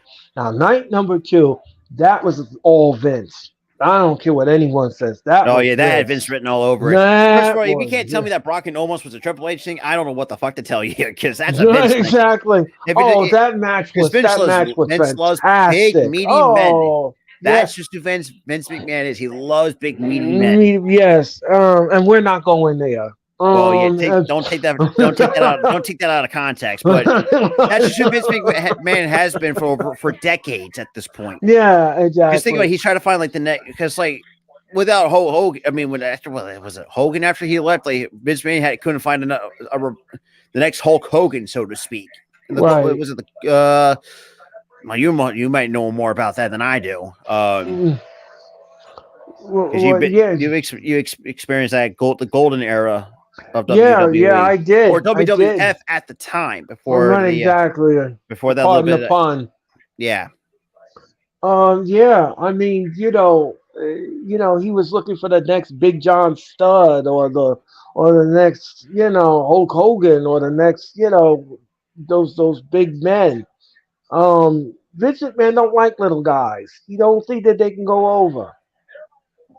And it's kind of ironic that you still have Rey Mysterio, at 45 and still over as hell with a lot of people. Right. And Dominic now is tagging in Damian Priest. He don't want nothing to do with his father. So Mysterio now will be taking on Damian Priest, and they're the legal men in the match, ladies and gentlemen. This is Friday Night Smackdown Watch Along here on the Philly Sports Network and the All Star Sports Network. And subscribe. Oh, the experience. I was about to say, don't forget. Experience. Yes, and my YouTube channel as well, ladies and gentlemen. So please subscribe to all three channels. We greatly appreciate it, and hit that thumbs up and hit that like button. And we want to thank you all. And again, I would like to thank the audience for giving us the highest views on WrestleMania weekend. Absolutely. We want to thank you all so much. And same with the NXT Stand and Deliver too, for those who actually came by for NXT Stand and Deliver, which actually surprisingly, that's been two good pay-per-views so far in what I'm seeing so far from NXT. Right. And I'll say this too, NXT from a creative standpoint, it's not that terrible actually. It's been very enjoyable. Right. It's just I think Shawn Michaels a lot of times does need some extra help. But man, that roster, both men's and women's division, is phenomenal.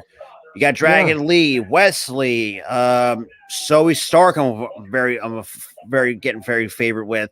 Sol Ruka, another for me is a potential next big star in the making in NXT.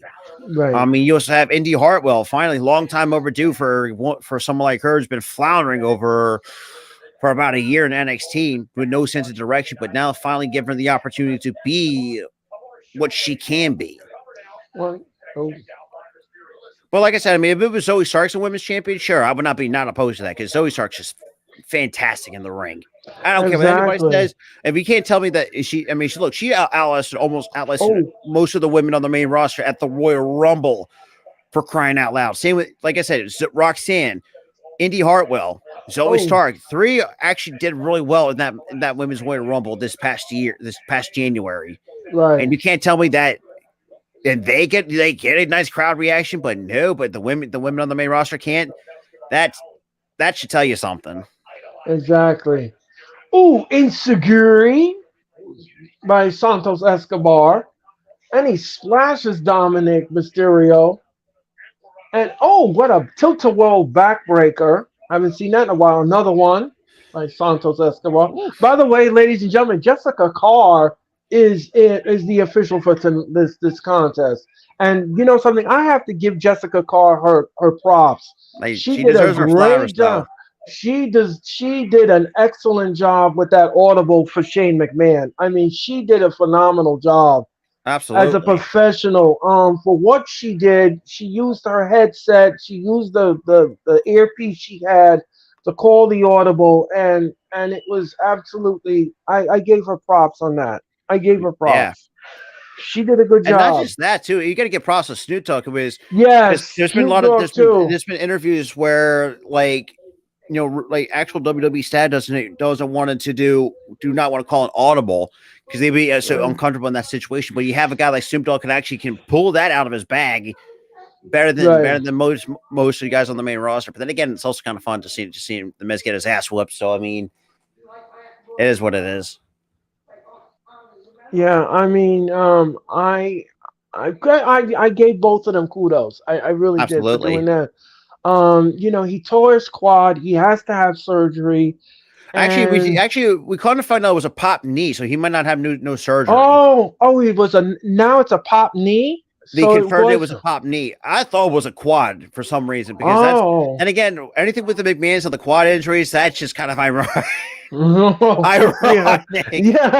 I mean, shit. I mean, who runs in the family? Both his quads and actually walked his way to his limo and to drive into the or in this case, the local medical facility, not a fucking hospital. Right.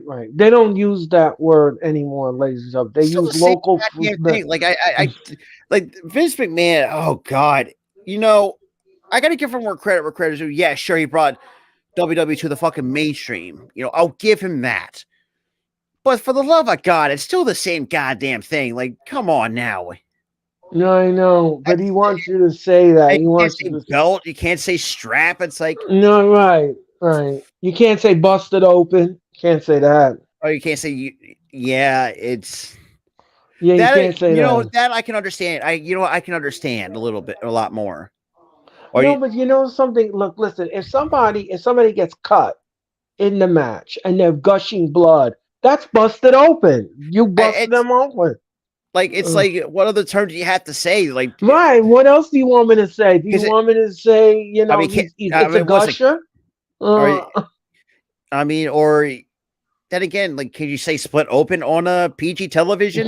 I don't know. I mean, perfect example. Look at Finn Balor after he had to get 15 staples put in his head after. Right. And I don't think also, if I'm not mistaken, I don't think Edge didn't really mean to, I wasn't split open Finn Balor. I don't think that was never. That was an accident. Yeah. But then again, this is what you sign up for as a professional wrestler. Well, I always say wrestling isn't ballet. I always say that. Nope. It's shit. I mean, take that Joey Styles pipe bomb from 2004, I think it was. I think it was 4, yeah. And the fact that I was like, good. Just looking back at that, man, he really went all in. He certainly did. And I mean, Santos he Escobar wasn't now wrong is though. I mean, the no, fact he is, wasn't. because WWE nowadays is supposed to be all about storytelling, not professional wrestling. Oh, yeah. I mean, I think that's why a lot of times, I think sometimes where WWE sometimes draws away for some people. It's like, oh man, Now Dominic Mysterio's in the ring, and he's the legal man, and he's beating the stew. He is beating the stew out of Santos Escobar. mm. Um,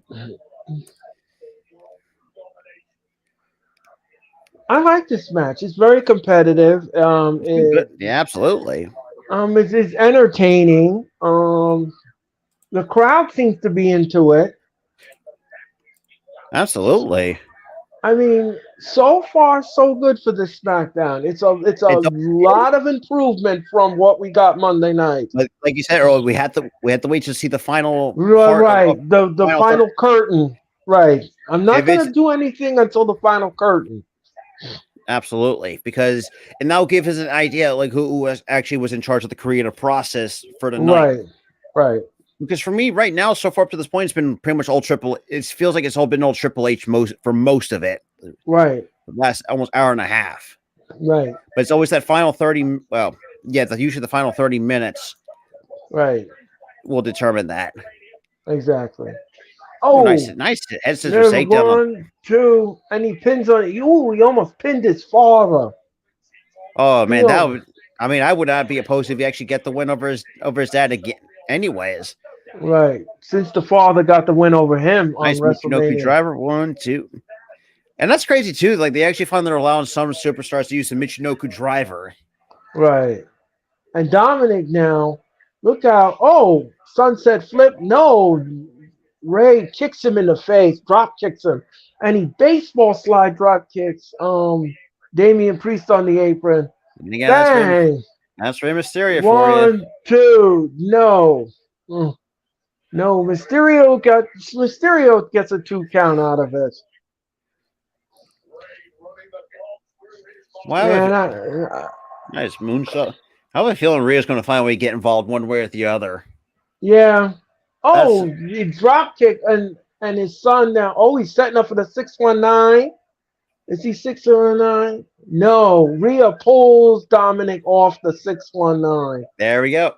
There's and part of it. Look at Selena Vega just took down Rhea Ripley. I gotta give Selena Vega too her props too. Like she's gotten much better in the ring. Yeah, she used to be terrible.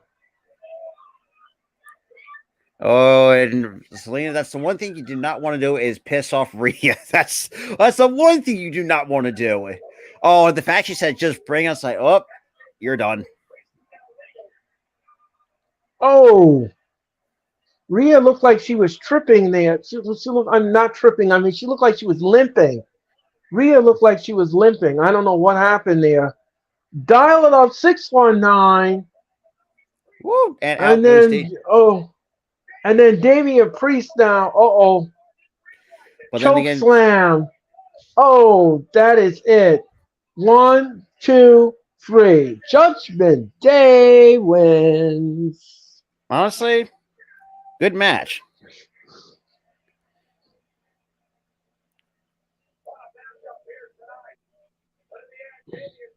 And he kicked Damian Priest. He drop kicked Damian Priest outside for doing that.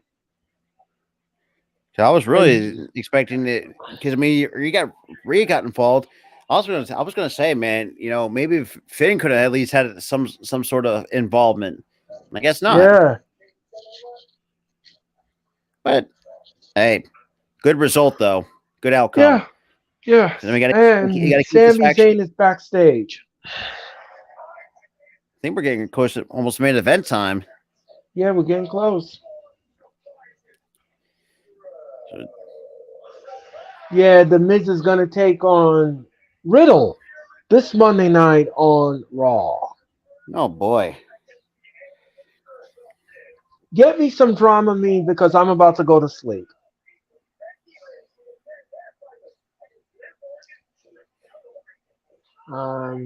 I'm not liking so far what Raw is delivering this Monday. But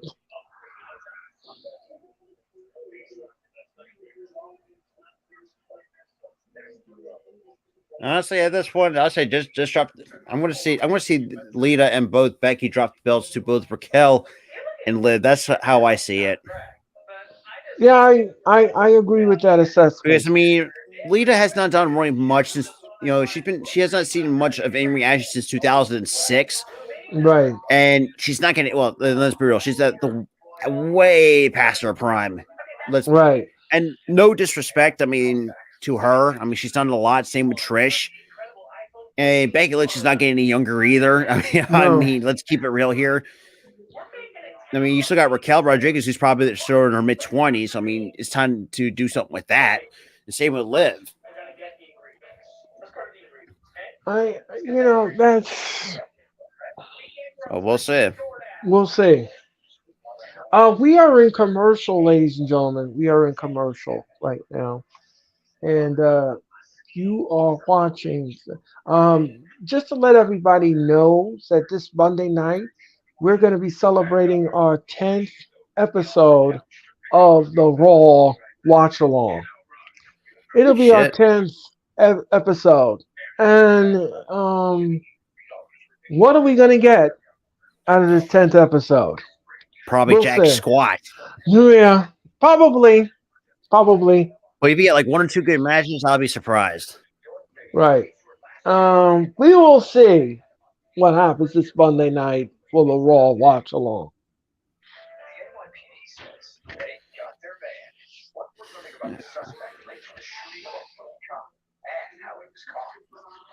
New York City Rocky Horse is a major car manufacturers over a TikTok trend and a huge spike in vehicle thefts.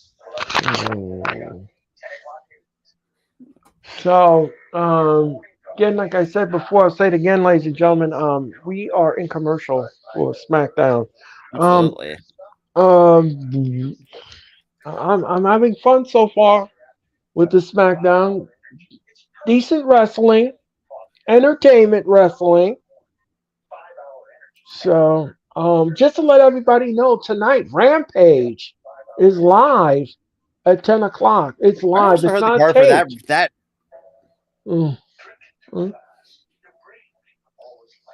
But yeah, but then again, I saw how good I think it's a decent card for Rampage this week. Yeah, they are making their debut in Rhode Island. Gigi Torres actually put this out. You remember that Triple H has officially announced that the draft. I don't like it. Yes, it can be exciting, but the rosters are not cut out to be for a draft anymore.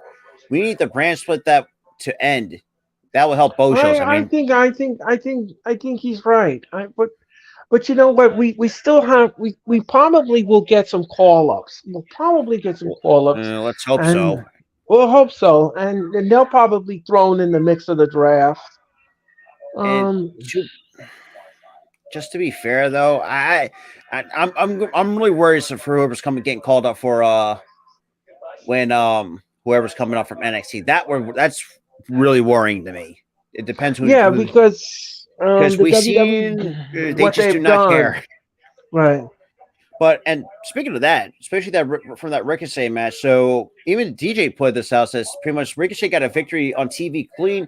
That's got to be the most shocking thing in WWE all week. How much longer can he escape Vince McMahon's fairy? Time will tell. I mean, shit.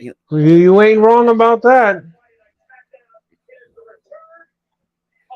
So and someone actually replied to him, OrangeFan78, actually, who that's his Twitter name, shared a screenshot from WrestlePurist, saying pretty much that tweet pretty much reads, Vince McMahon is not present, which we all know, we already knew, but he reviewed tonight's creative and plans remotely. They reminded a little bit minor changes to the original script, but the morale backstage currently at SmackDown is said to be better than on Monday. Well, that's good. I mean, he tweaked it a little bit, but he didn't go ahead and bum rush the whole thing like he did on Monday night. Oh God! I mean, what he did on Monday night was egregious. I mean, is egregious the right word for that? Holy Christ! I don't know what. Like, there's no word in the dictionary that will tell you like how bad Monday Night Raw was. I mean, Robert, it was voted the worst Raw So in next WWE. week, Shinsuke Jay Nakamura Nakamura returns returns. to Right. Friday Night SmackDown. I love it. Sami Zayn and Jey Uso are up next in the SmackDown main event. Well, the waiting. I have a feeling we're going to get a lot of shenanigans in this match. Mm-hmm. Yeah, I mean, anything with regarding the Usos in the bloodline. I mean, are we not that surprised? And Sami Zayn is talking to his opponent backstage. Why would you do that? Why are you talking to your... I don't understand why he's doing this.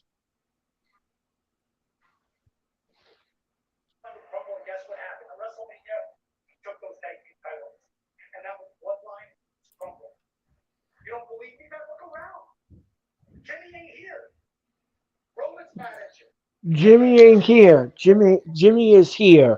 He just wants to think he's not here.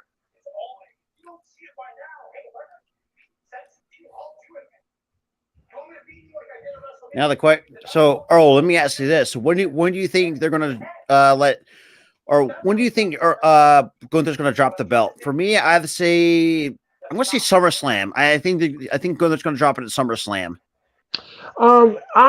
I would agree with that assessment. Because I mean, what's next? The Money in the Bank. Yeah. So, I mean, then again, who's going to win the Money in the Bank? Because there's two guys in mind that I want to see win it. Solo, in the case that the bloodline does dissolve, I think Solo, if he can book Solo correctly, and I mean the way that they're doing. KO has been taken out backstage with a knee injury from the case, and I have a feeling that was Solo Sequoia who did that.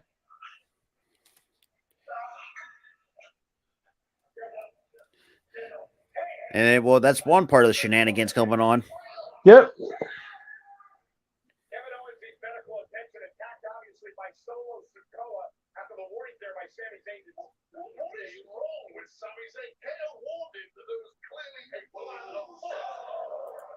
He told Sammy to stay away from the bloodline, but And shout out to Cherry too. She actually shared a screenshot of what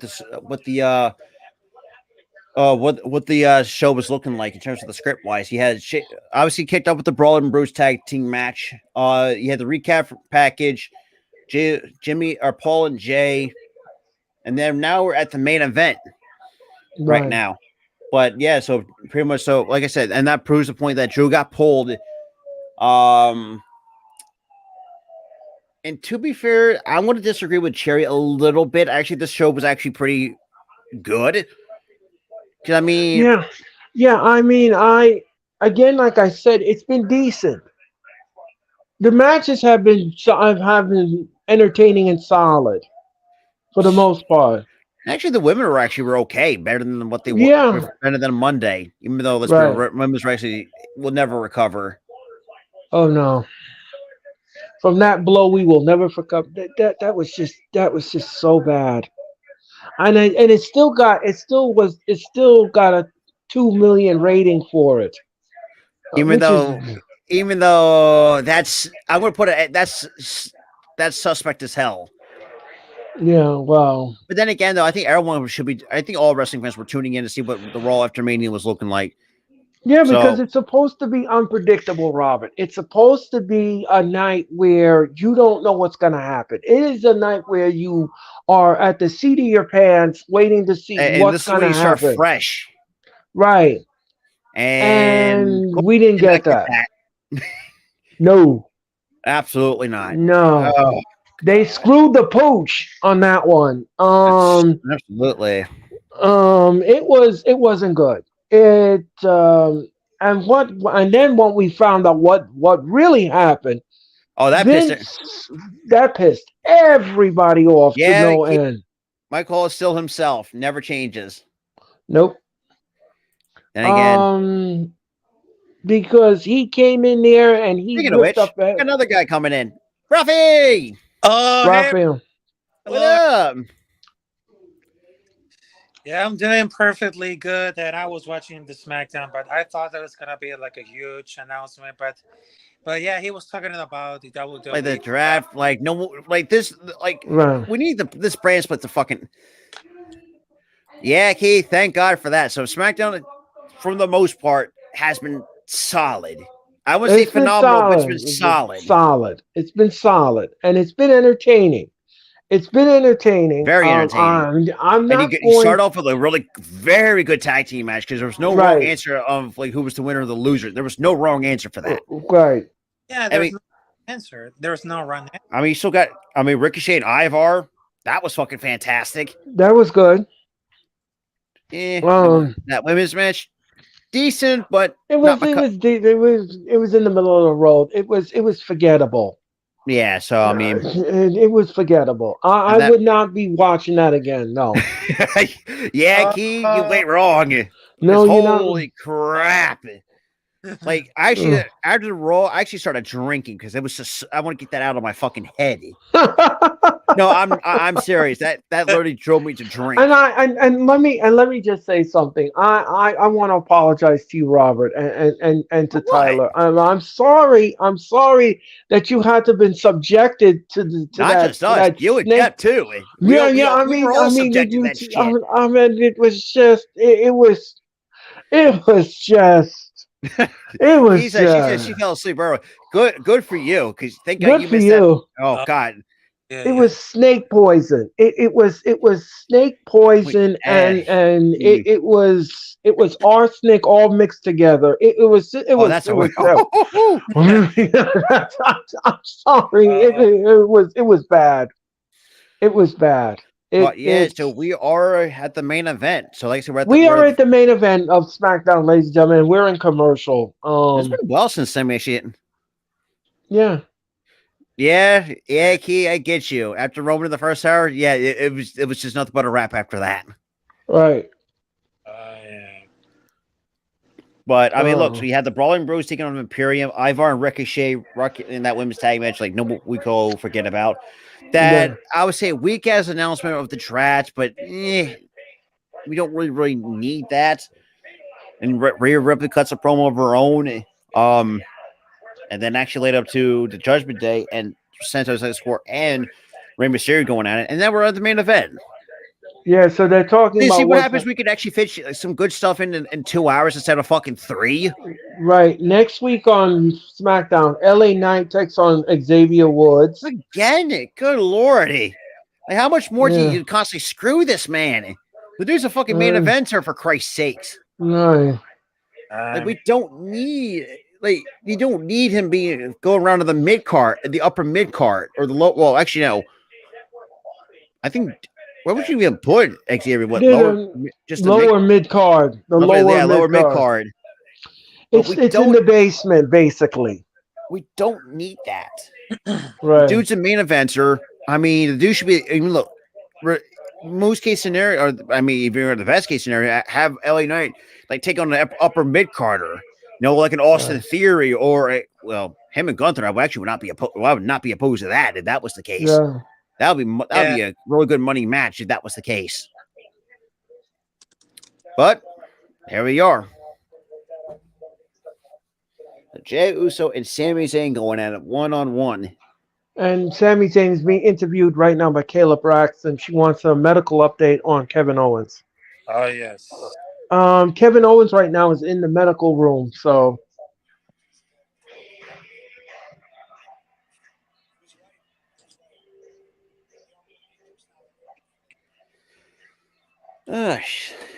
crikey. And here comes Sami Zayn. All right.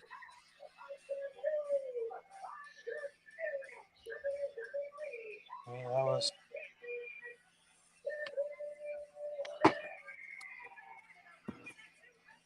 Okay.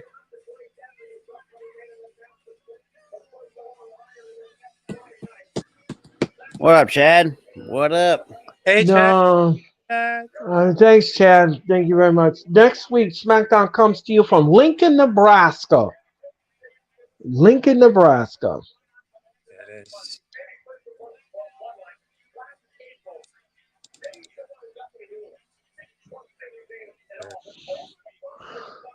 So anyway, ladies and gentlemen, we are ready for the main event. So next Friday will be in Lincoln, Nebraska. Yes. Home of the log cabin. Well, and then you also get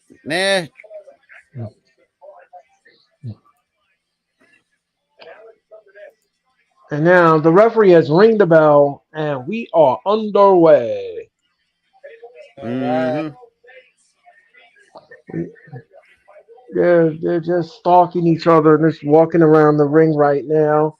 And Sammy now, and then they all collar level tie up. Uh-oh. He's got him in the corner. Oh my. The referee's asking for a clean break. Oh, and he's pushing Sammy. Oh. I think you're going to pay for that. And then they lock up again, collar level tie up in the corner. Referee's asking for a clean break. Let's see if he gets it. Oh, he pie faced him. He pie faced Sami Zayn. Jey Uso just pie faced him. Ah, jeez. And then they lock up again. They lock up again in the center of the ring. Whip to the rope. Ooh, shoulder block by Jay. And he said, "We're the ones." And look out. Oh, no. Oh. Oh, what a right hand by Sammy. All right. Whip to the rope. Reversal. Okay. Oh, forearm shiver. Is it careful? Look out. And then, he clotheslined him over the top rope. Oh, man. Sami Zayn is waiting for his. Wait till he gets up. Look out. And here comes Solo Sequoia. I knew that was coming. Anything with any match regarding the bloodline, there's always shenanigans waiting to happen. That's what I just said. What did I just say? I mean, it's getting predictable at this moment. Right, exactly. Yeah. And we're going to commercial. Yeah, I just want to just say something here. I just wish that Roman Reigns would win his matches clean in a tag team in a championship match because it makes him look weak.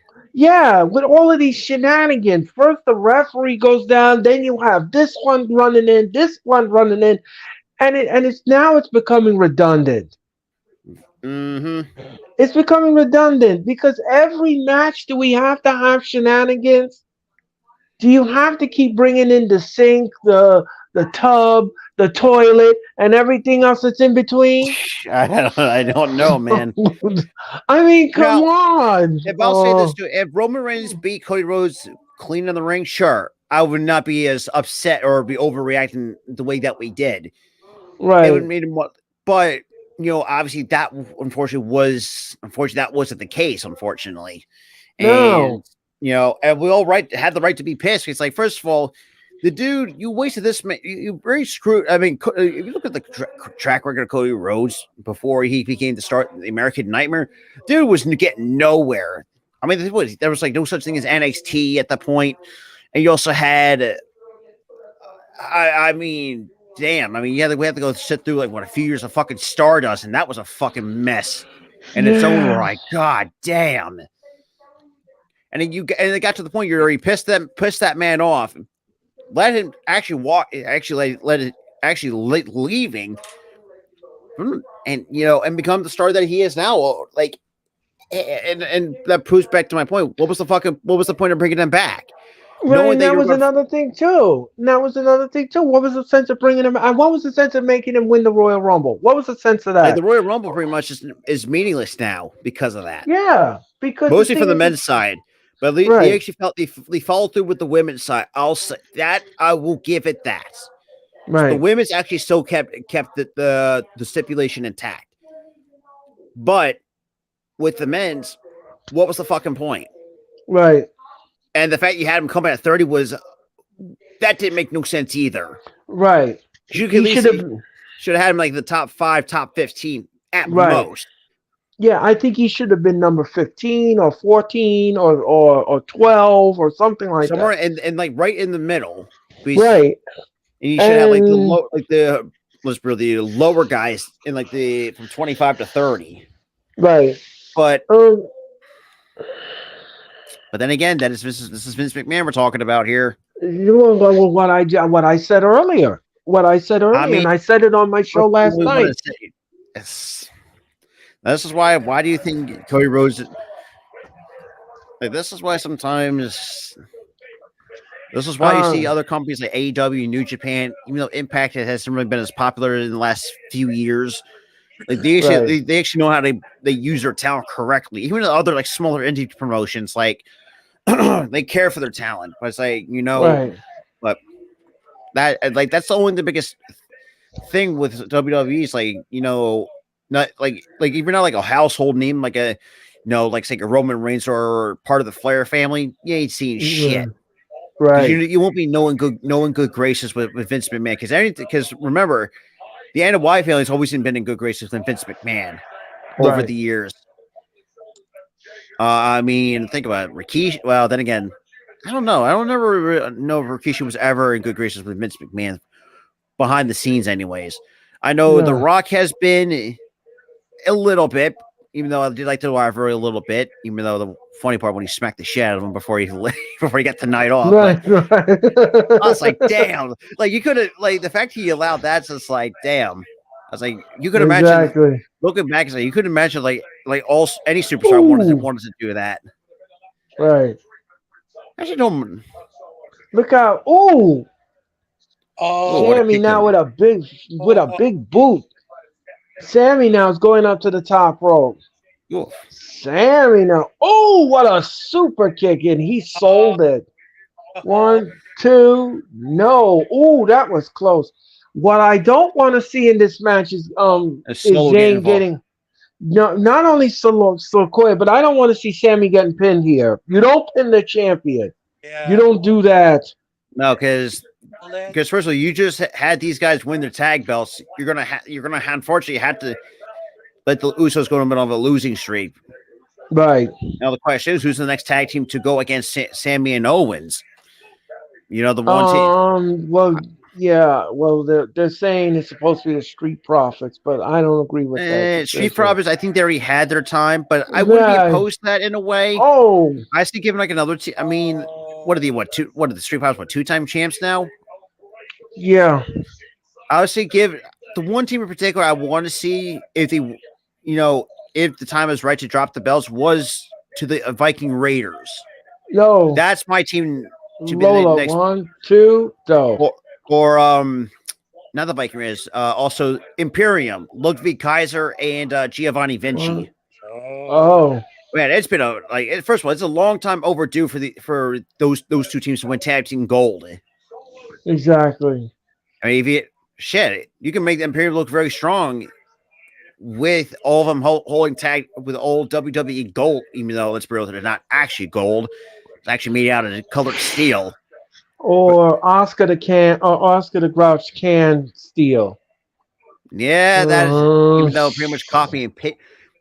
Like, god damn, can we just go back to what the titles were before, like the late 90s to early 2000s?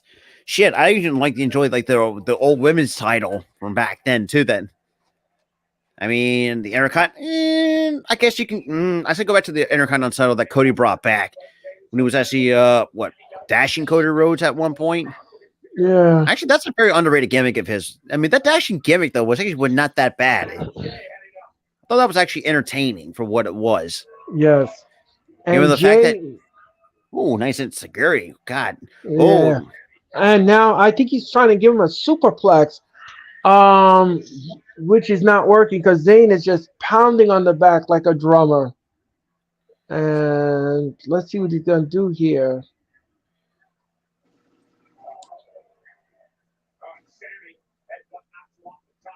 and he's trying to rip out his face. Oh no! The Samoan spike to Oh, Zayn. hey. Oh no! There's no way they can handle. 1, 2, 3. Oh no! They pinned the champion. Oh no! Ugh.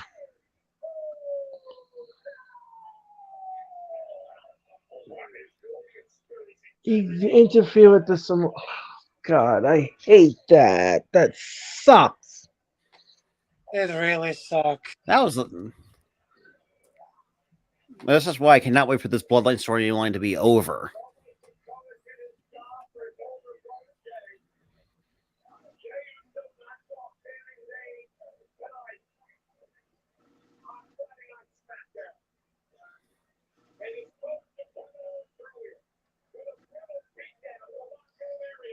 And now the beatdown of Sami Zayn is gonna go on now. Sequoia and Jay are beating the stew. They are beating the stew out of Sami. They always have a plan. They always, yeah, but they always have the shenanigans going on. First, the one interferes, and then afterwards, the other one beats the stew out of you. It's so predictable.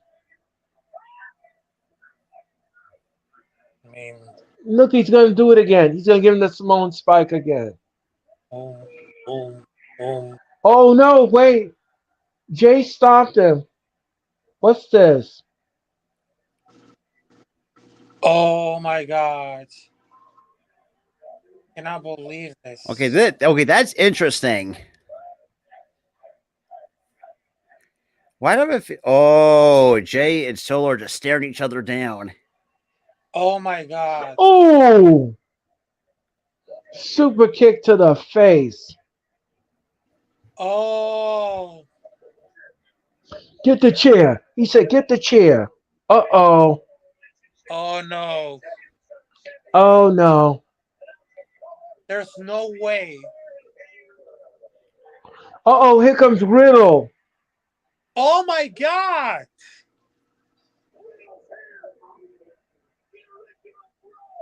Well, he has a history with the bloodline, so. Makes sense. Yep. Oh, high knee.